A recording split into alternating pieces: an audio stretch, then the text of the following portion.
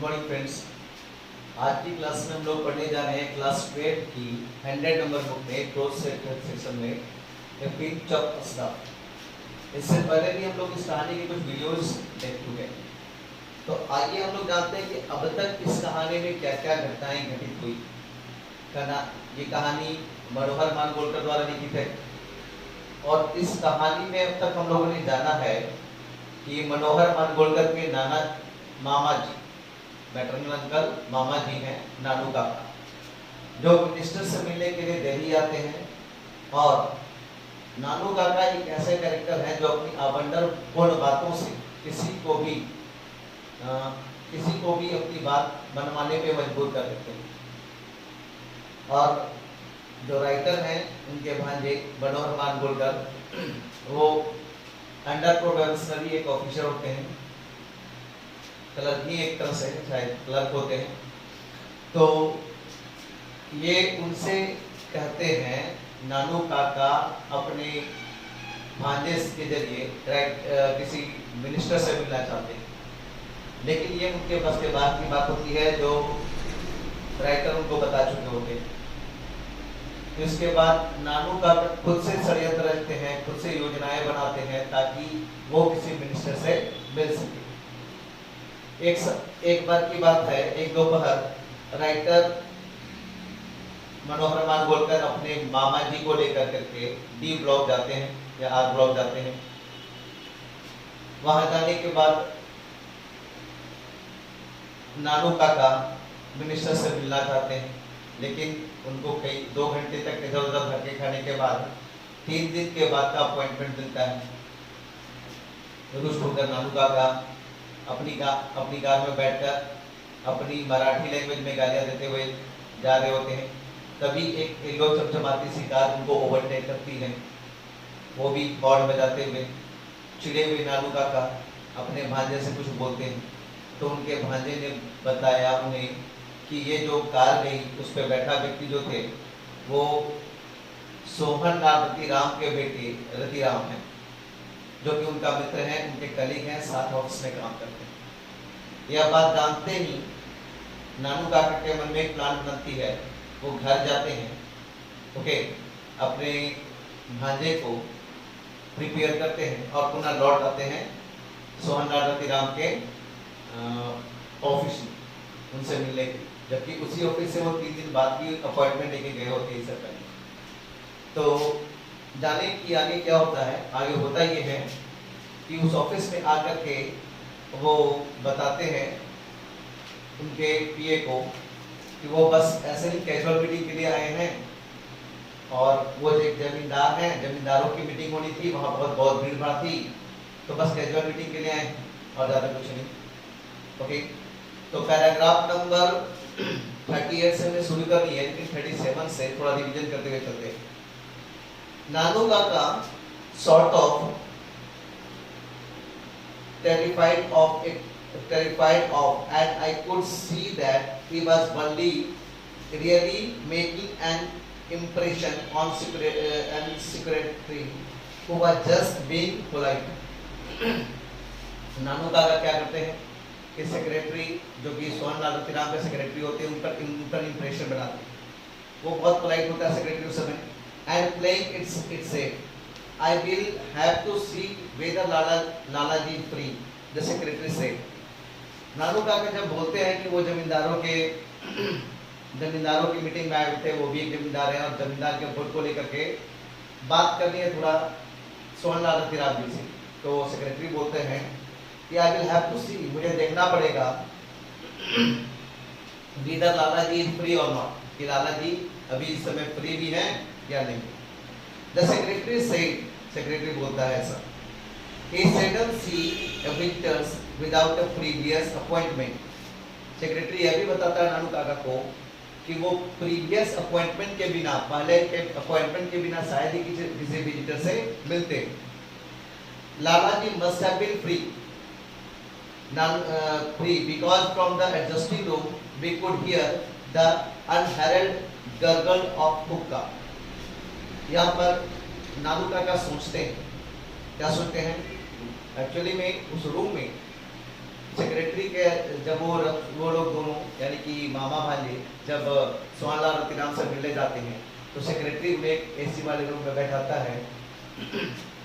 तो जब मिलने की इच्छा नानू काका जाहिर करते हैं तो वो बोलता है कि देखना पड़ेगा, शायद वो प्रीवियस अपॉइंटमेंट के बिना किसी व्यक्ति से मिलते हैं। ओके, और ऐसा कर करके वो जाने लगता है।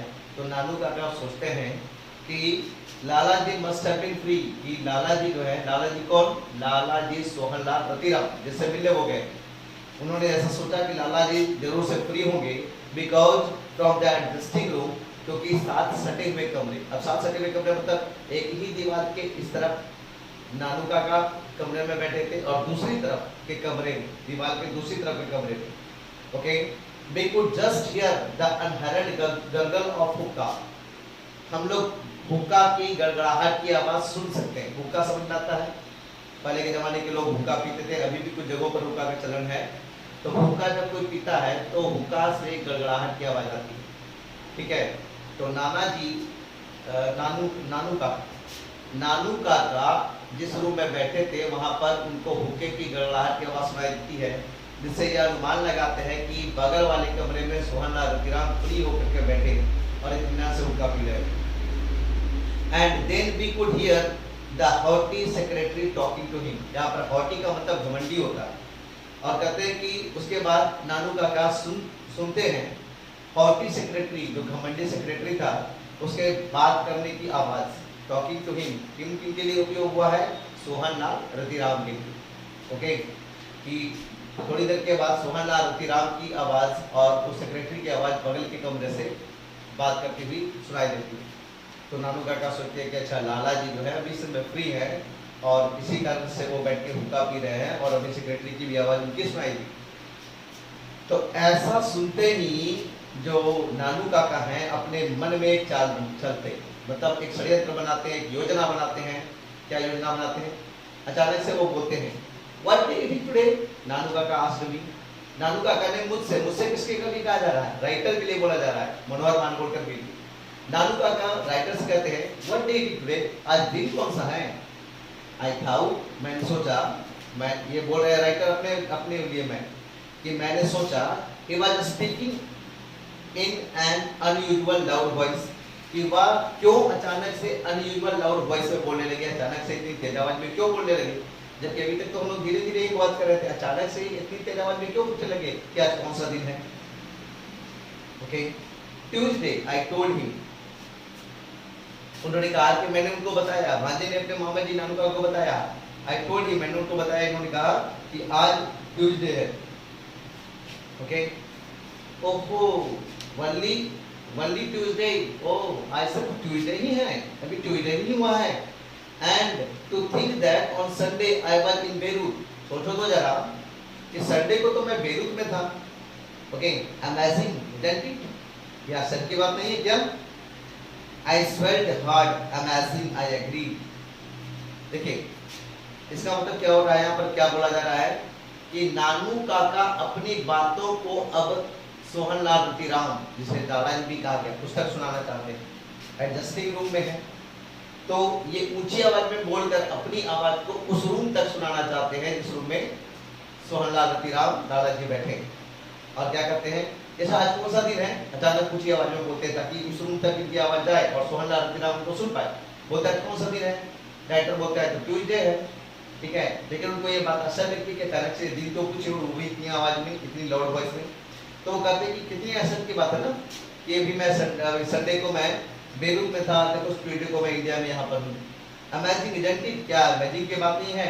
अब राइटर अचानक से सुने, अरे ऐसे क्यों बोल रहे हैं, झूठी सच्ची बातें, लेकिन वो चाल को भापते हुए, किसी तरह बातों को निगलते हुए, स्वर मतलब निगलना होते हैं, लेकिन किसी तरह बातों को वो एडजस्ट करते हुए, पचाते हुए बोलते हैं कि आई स्वेल्ड हार्ड, मुश्किल से मैंने उस बात को पचाया, और बोलते हैं अमेजिंग, हाँ असर की तो बात है, आई एग्री, मैं इस बात से सहमत हुआ।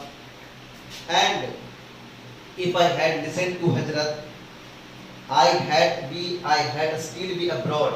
अब क्या बोलते हैं आगे कि अगर मैं हजरत की बात सुना होता, हजरत कौन, हजरत यहाँ पर बोला जा रहा है हजरत बरकत अली। अब यहाँ पर बात क्या है वो समझिए। नानू काका को इस बात का पता चल गया था कि हजरत बरकत अली के ऑफिस में लालाजी सोहनलाल रतिराम अपने बेटे रतिराम को अपॉइंट करवाना चाहते थे, जो कि हो नहीं पाया था। ठीक है, लाला जी अपने बेटे सोहनलाल का अपॉइंट करवाना चाहते थे कहाँ? तो हजरत बरकत अली के ऑफिस में, और हजरत बरकत अली के ऑफिस में उनका अपॉइंटमेंट नहीं हो पाया था। तो अब ये चाहते थे कि किसी तरह उनका नाम लेकर के मिनिस्टर को अपनी जाल में फंसाया जाए। किस लिए वो नाम ले रहे हैं? कह रहे हैं क्या कि क्या रहे हैं, एक minute. And I had listen to हजरत, and if I had listen to हजरत, अगर मैं हजरत की बात सुना होता, हजरत मतलब हजरत बरकत अली की बात सुना होता, I had still be abroad, तो आज भी मुझे, अभी भी मुझे अब्रॉड में ही रहना पड़ जाता। ओके, ओल्ड एचबी मतलब Hazrat Barkat Ali, old HB was just dying to drag me to the foreign minister. Old कहा जा रहा है, ओल्ड एचबी, ये जो हजरत बरकत अली थे, वाज जस्ट डाइंग, वो तो मरे जा रहे थे, to drag me to the foreign minister, मुझे फॉरेन मिनिस्टर के पास ले जाने के लिए। मतलब ये लंबी जोड़ी फेंक रहे हैं, बोस्टिंग कर रहे हैं, बोस्टिंग। ओके, कह रहे हैं कि अगर मैं हजरत बरकत अली की बात सुना होता तब तो मुझे आज भी फॉरेन में ही रहना पड़ता, मैं आज इंडिया में नहीं होता। ओके, वो मरे जा रहे थे मुझे फॉरेन मिनिस्टर से मिलाने के लिए। द स्टडी गर्गल ऑफ हुक्का,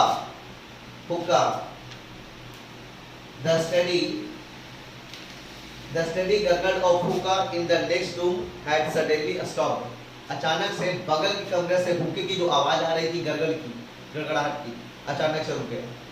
अब समझिए आपकी रुका क्यों होगा, देखिए क्या होगा वहां पर लिखना।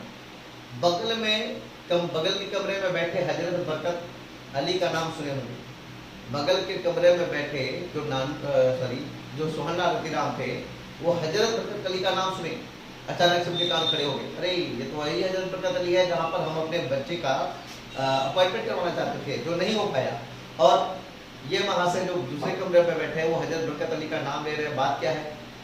बात सुनने के बाद उनको लगा अच्छा ये इतने पहुंचे हुए व्यक्ति हैं कि हजरत बरकत अली को रोकना चाह रहे थे, फॉरेन मिनिस्टर से मिलाना चाह रहे थे और वो मिले नहीं। तब उनको लगा होगा अच्छा इतने पहुंचे हुए व्यक्ति हमारे पास आए, हमें जरूर मिलना चाहिए। या सुनने के लिए उन्होंने हुक्का पीना बंद किया होगा और हुक्के की गड़गड़ाहट की आवाज रुक गई होगी। What did you say? आपने क्या बोला? What did you say? आपने क्या बोला? नानू काका asked, नानू काका ने पूछा। Although I hadn't even opened my mouth, जबकि मैंने तो मुंह भी नहीं खोला था। देखिए क्या हो रहा है कि राइटर कुछ बोले नहीं थे, अचानक से नानू काका फिर बोलते हैं अच्छा क्या बोला तुमने?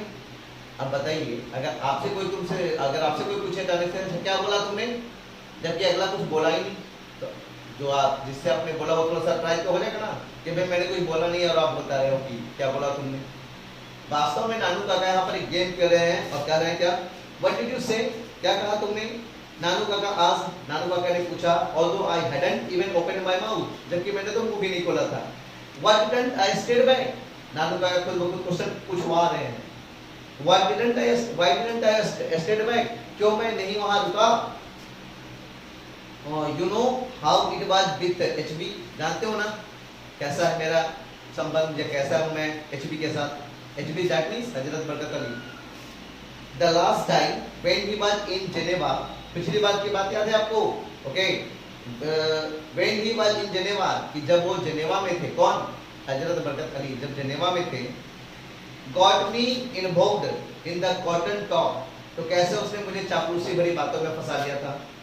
Okay, beside from Bombay, okay Bombay के अलावे SK had been sending me cable after cable, जबकि SK मुझे केबल पे केबल यानी तार पे तार भेजे जा रहा था, मुझसे संवाद पे संवाद किया जा रहा था। और कैसे देखो हजरत बरकत अली जब जेनेवा में थे तो मुझे अपनी चापलूसी भरी बातों से फंसा रहे थे। वास्तव में ये अपनी पहचान वहाँ बनाना चाह रहे थे और ऐसे पहचान बनाना चाह रहे थे जैसे कि हजरत बरकत अली की कितनी रिस्पेक्ट करते हैं, ये हजरत बरकत अली इनकी चापलूसी करते हैं और ये उनको भाव तक नहीं देते। ऐसा ये अपनी छवि वहाँ पर, अपनी पर्सनालिटी वहाँ पर बढ़ाना चाहते हैं। That was the moment Lala Sohanlal Ratiram came padding out of the inner room। अब यह पल वो था जब लाला रतिराम, सोहनलाल रतिराम, ओके, केम बेडिंग, लड़खड़ाते हुए, दौड़ते उड़ते हुए आए out of the inner room, अपने अंदर वाले कमरे से।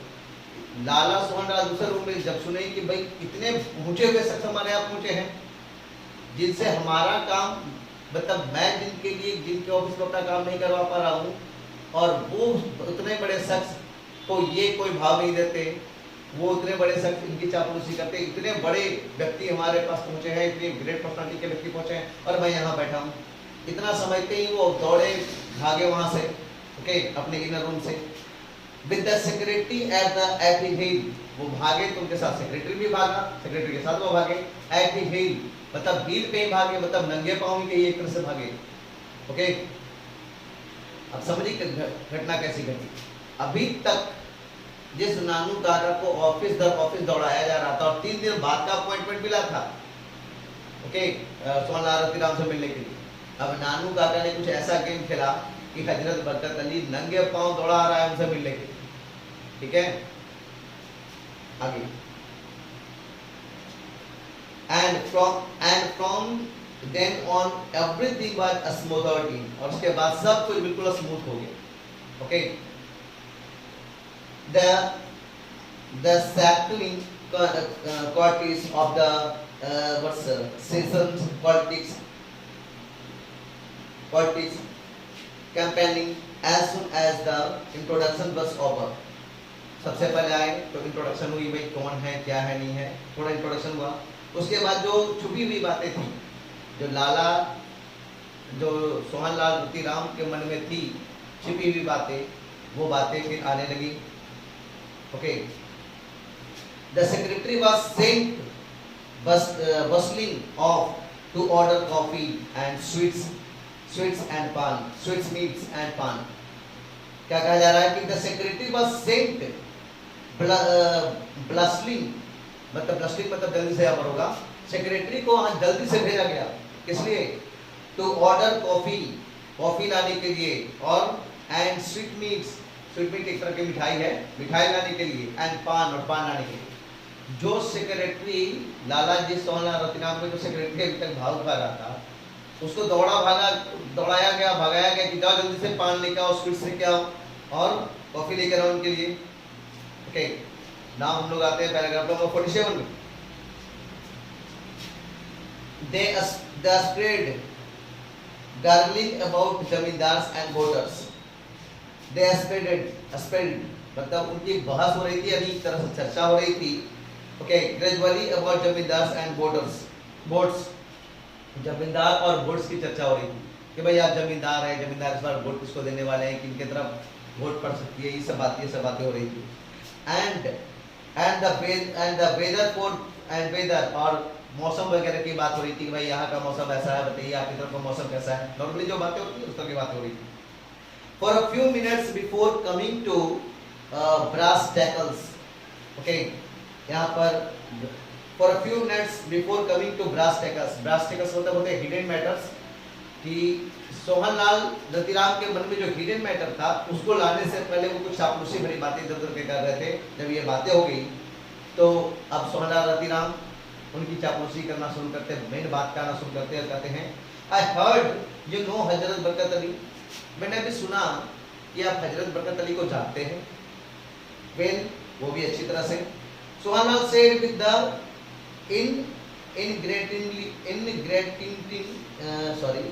इंग्रेटिंग गेम, ओके। तो सोहनलाल यहाँ पर बताते हैं हमको इंग्रेटिंग ट्रेन मतलब, एक मिनट मैं बताता हूँ। इंग्रेटिंग,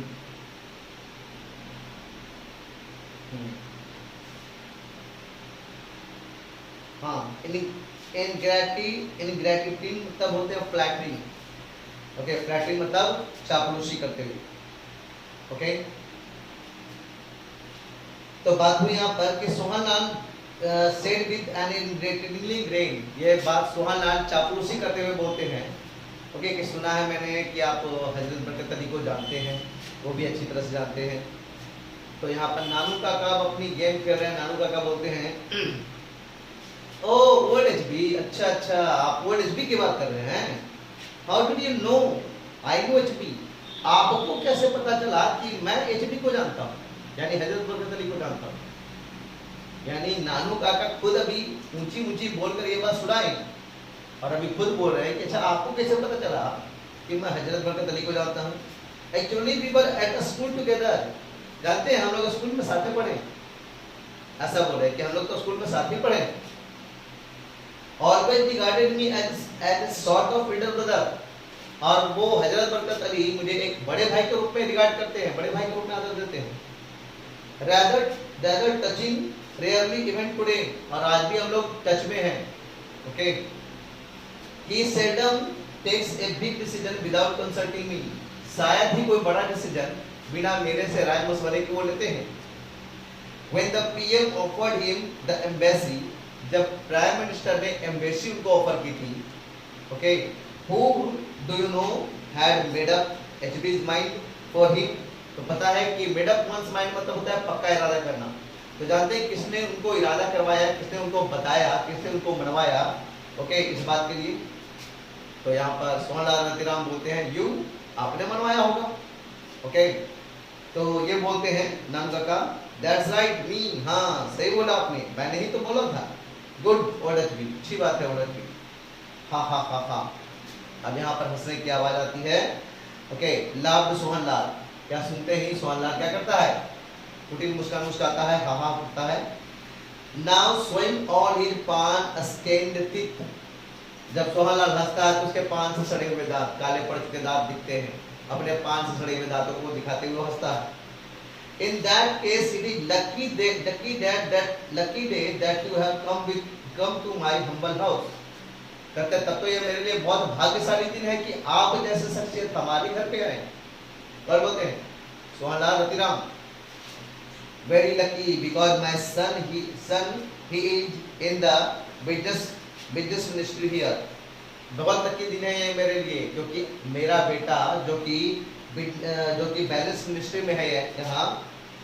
okay, he was going as trade commissioner to हजरत बरकत अली, वो जा रहे थे हजरत बरकत अली के ऑफिस में ट्रेड कमिश्नर के रूप में। But you know how there are wheels within इन व्हील्स, लेकिन आप तो जानते ही कैसे चक्के पे चक्का लगा होता है, मतलब एक के बाद एक लोग पड़े होते हैं।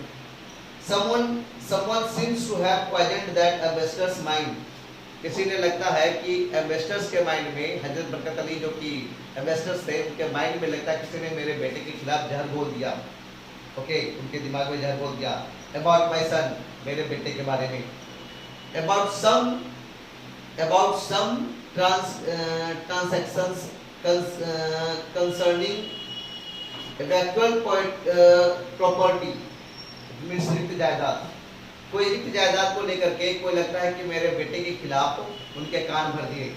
Actually it was a perfectly legitimate मतलब होते हैं शस्त्रोबल, एक तरह का ये शस्त्रोबल ही था। ओके, मतलब अब नानू काका से ये अपना काम निकलवाना चाहते हैं। कौन? नानू काका से अपना काम निकलवाने चाहते हैं सोहनलाल रतिराम कि किसी तरह इनके थ्रू हमारे बेटे की ट्रेड कमिश्नर के रूप में हजरत बरकत अली के यहाँ अपॉइंटमेंट हो जाए। ओके, क्यों? क्योंकि वो जान चुके हैं कि नानू काका हजरत बरकत अली के बहुत नज़दीक है, नानू काका को बड़े भाई के रूप में हजरत बरकत अली मानते हैं, ऐसा इनका मानना है और ऐसा नानू काका का बोलना, बट ऐसी वास्तविकता है नहीं। ओके, तो आज हम लोगों ने पैराग्राफ 38 से लेकर 51 तक पढ़ा। अब इससे आगे अगले क्लास में हम लोग पढ़ेंगे। हो सके कि अगली क्लास या एक क्लास या 2 क्लास के बाद ये पूरी की पूरी सेशन समाप्त। Okay, till then bye.